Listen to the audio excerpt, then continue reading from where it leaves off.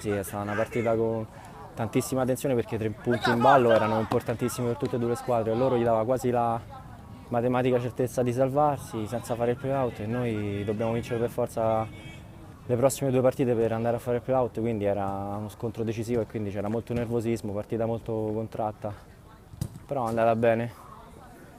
E penso eravamo un po' troppo nervosi perché comunque ci sono rimaste queste 3 chance per andare a fare i play-out e quindi affrontare una partita così non è facile.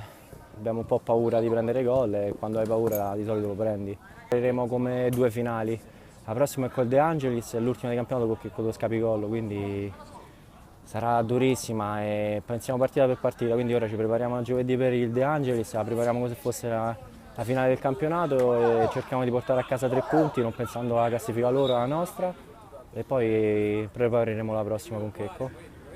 Ma certo, ma anche per i nomi che ci sono all'interno poteva andare molto meglio, ma è il primo anno che è una squadra nuova, il primo anno che ci conosciamo con Simone, il presidente, quindi ci abbiamo messo tutte per creare un gruppo fin dall'inizio. Non ci siamo riusciti, piano piano ci stiamo riuscendo con queste ultime giornate a fare questo gruppo per il merito del presidente che ci mette tutta la volontà in settimana per chiamare i giocatori, merito dei giocatori che stanno venendo e i risultati si vedono, insomma.